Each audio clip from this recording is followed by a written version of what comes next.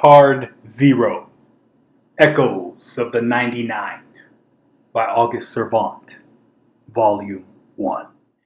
Lecture 12. There is no problem that can't be made worse. First and foremost, God has no one to blame. With the takeaway here being, with ultimate responsibility comes the reward of ultimate power.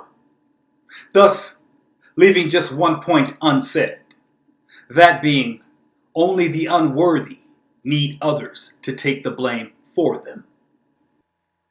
Now then, once we set the shield of blame aside, we can begin to root out the cause of all disorder in our lives. And for this task, all we need do is simply look in a mirror to say that the only reason why we even use the shield of blame in the first place is to take the attention off of ourselves, never realizing the fact that it is by hiding that we allow the problems and conflicts in our lives to both grow and fester. What do you mean? Absolutely nothing happens by chance. All is law, and all is order in accordance to the first law of heaven. And what this suggests is that the problem is not the cause, but only the effect of a lack of focus on the end result. The reason why I use the word focus is because it puts the seeker of the resolution solely in the driver's seat, to drive home the fact that we are thinking beings, always thinking. And as such, our happiness depends on our thoughts. And mind cannot act unless intelligence sets it into motion. What do you mean? First, you solve the problem by becoming the solution, because the only way to control it is to embrace it. With the takeaway here being, to run away from your problems is to run away from the solution as well. Next, since it is a fact that most obstacles appear larger at a distance when accounting for both space and time, we can begin to see just how procrastination can take root, bringing with it the seedlings of fear and anxiety as well, even before we can begin to take a true measure of the task, problem, or challenge before us. Now then, contrary to popular belief, all trouble is self-made, because before it can touch us, we must first let it in. This is what is meant by the saying, do not react to trouble with a troubled mind. And this is also why it is said that there is no problem that can't be made worse, due solely to the person's reaction towards the situation. To say, will they respond with rage, a panic attack, or choose to end it all through suicide, or even worse, by orchestrating an event that would result in mass casualties. Never forget that whatever you are feeling right now is a choice. When we lack the motivation or courage to look forward, it is only because we are divesting too much of our time and effort looking back. With the takeaway here being, learning requires listening, and listening requires enthusiasm, and enthusiasm requires energy.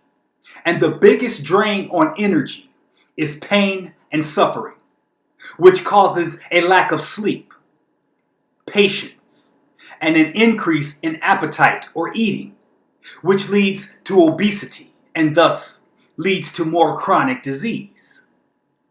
And more than anything else, this is the downward cycle that is the fate of those who look back with regret. With the lesson here being, our ability to look back does not give us permission or the excuse to dwell on the past. And of course, it goes without saying, the darker the past, the deeper the pit of despair. Heaven's dividends are always paid in the present. You must understand that some mistakes are permanent. Therefore, do not allow yourself to be discouraged, because confusion is but a challenge to your feelings of confidence and trust. And an obstruction is just a challenge to your consciousness. From the standpoint of you combine with what you notice. Now then, understand that any and all conditions are not laws unto themselves, and can thus be countered by the implementation of a can-do attitude, which would automatically invoke the law of opposition, and by doing so, give you the upper hand. Example, if it's low, then go high. If it's hot, then go cold. If it's fast, then take it slow.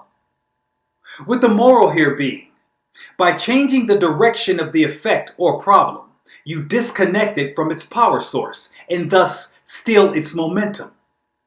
Like a herd of cattle breaking before a cowboy on horseback, undisturbed by their number, confident that the law of opposition cannot err.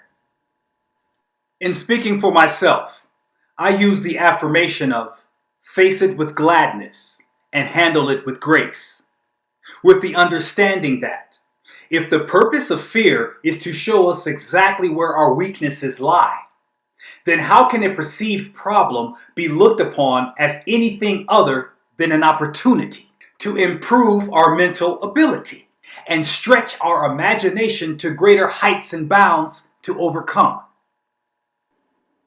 Now really take a moment and think about this. If you would but change your perspective from that of a victim's mentality to a can-do attitude, you may come to the realization of two facts almost immediately. With the first being, time has a way of showing us our mistakes, and the grace is found in living long enough to finally see the error in our ways. And the second being, every problem you solve makes you greater, with the emphasis on the greater the challenge, the higher the elevation. With the rationale being, if you can commit yourself high enough, gravity will do most of the work for you on the way down. Lastly, we claim what we love as easily as our ability to discard what we make or own. With the takeaway here being, permanency is a fickle illusion, hanging on to the attention of our desire by no more than a thread. And we not only know this, we both live and see examples of this very thing in almost every aspect of our lives, dating all the way back to our first Christmas or birthday present, depending on your religion or faith.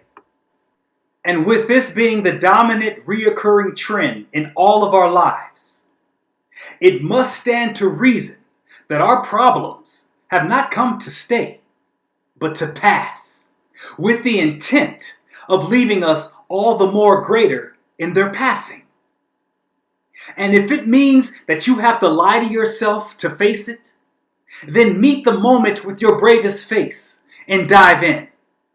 You won't regret it, because at no time will you be standing still. And whether you pass or fail, you and your momentum of forward motion will be guaranteed to, at the very least, fall forward. I can teach you the letters, but it's on you to write the books. Although creation is done, the world remains unfinished. Therefore, be not disturbed by present circumstances, for casting judgment in the moment of turmoil gives the conditions power over you. Understand that everyone has problems of one kind or another, but how those problems affect us individually depends on our attitude towards God and our position in the universal law. And it is this, more than anything else, as to why we turn to Jesus. Because if you are in Christ, you are above the law of the world and not subject to it, due to the shield and grace of Christ's consciousness. Look at it like this. If we are walking away from the light, then the shadows or troubles will fall on our path, and we will have to meet them.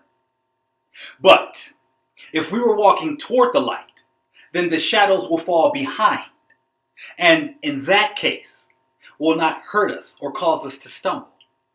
With the moral here being, it is never the trouble that we have to change, but our attitude and reaction towards it. In the Christ consciousness, the evil of the relative troubles are neutralized by the good of the absolute. To say that the problems will change as we change our relationship to them. And when we put God first in our minds, everything will be changed for us. It was St. Paul who mastered the grace and poise of mind with this affirmation: none of these things move me. Calmness is one of the world's most prized possessions, for it is the poise of a great soul at peace with itself that the world responds to by the adoption of the ideals expressed by the possessor. And thus, it is the glow or grace of a God-centered life that is self-contained, self-maintained, self-reliant, and self-controlled, where all the potential which wants to scatter is held in place not by a force of will, but rather by a curiosity of wanting to be a part of what comes next. Determined, not desperate. Question: you know how you become superhuman, above all the limitations of man? Answer: by acting like one. For when you assume the role of, you invite the spirit of possession to seal the deal.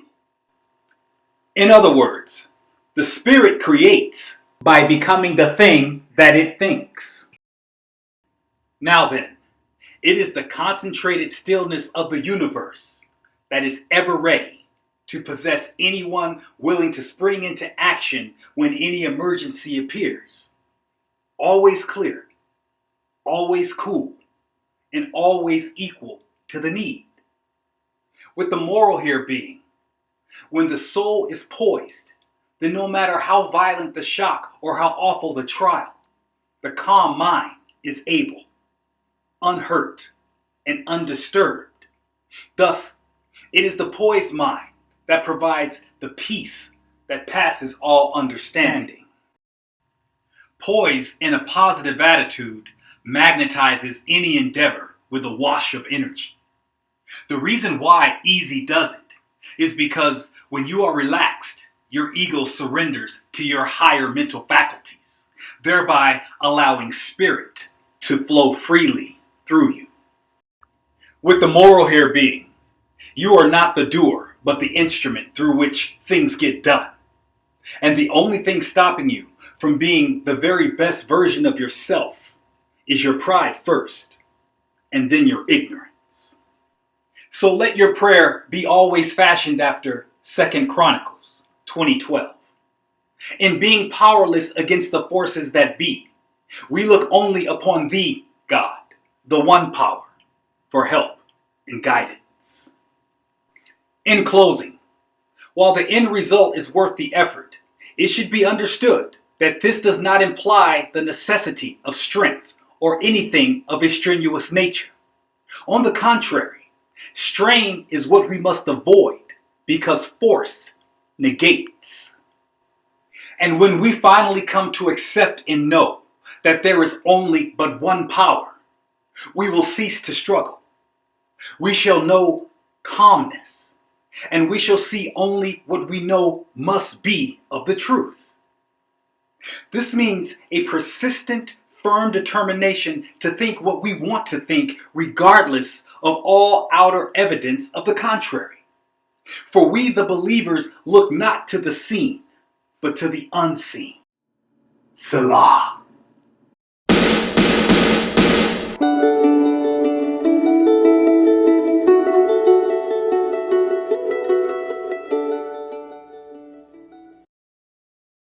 The Warrior's Creed.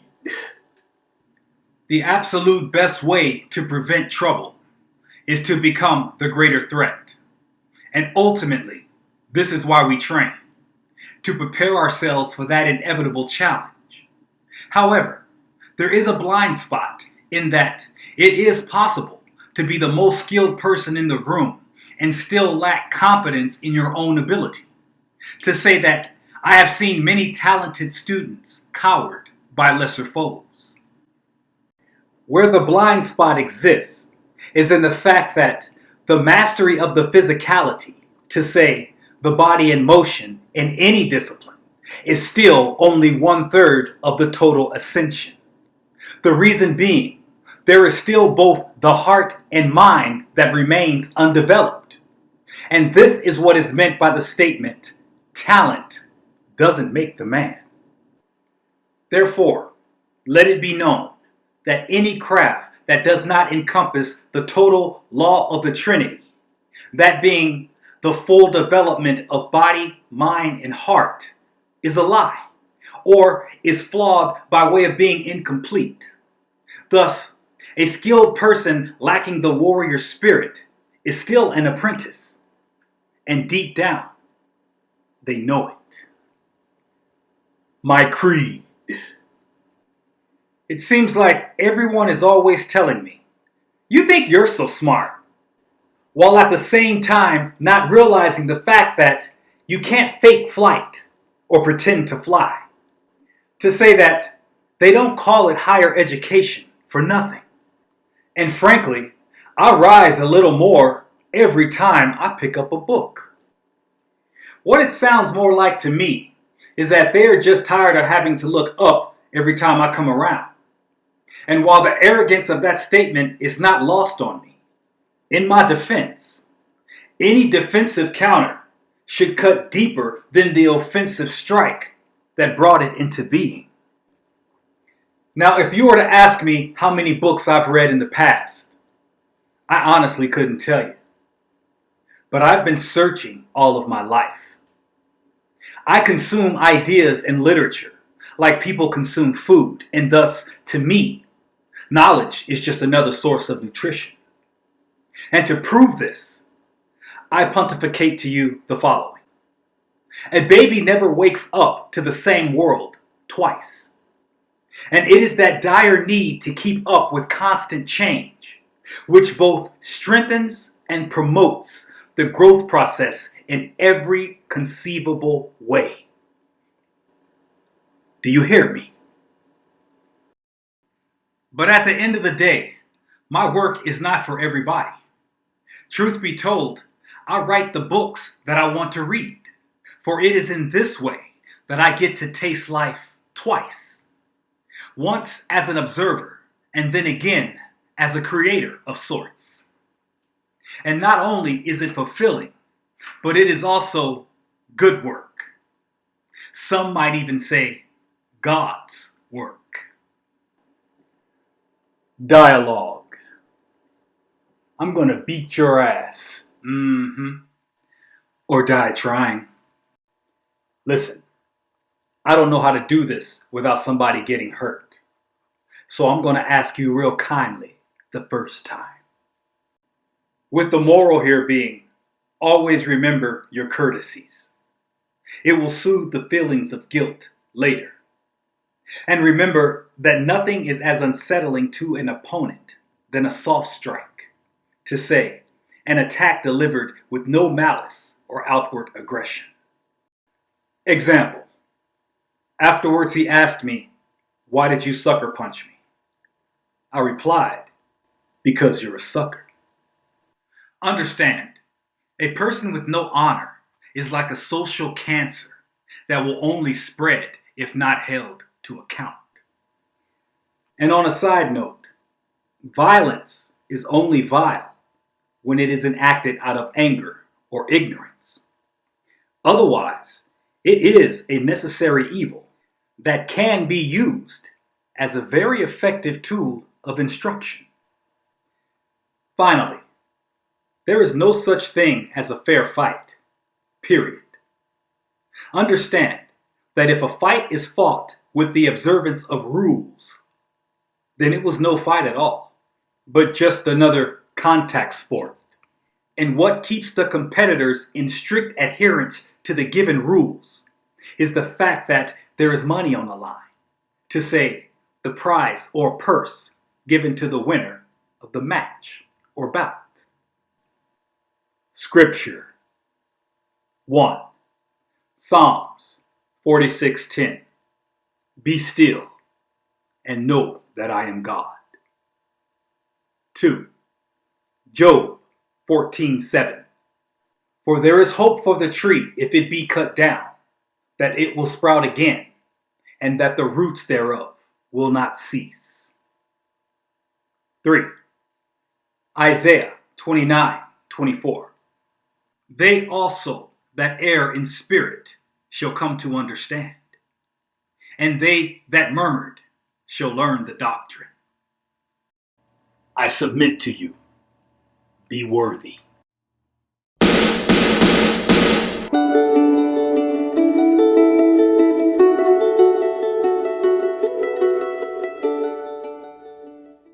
Please allow me to introduce myself. You can call me August Servant, and it is a privilege to bring to you my captured echoes of the 99 by way of Card Zero, the Fool.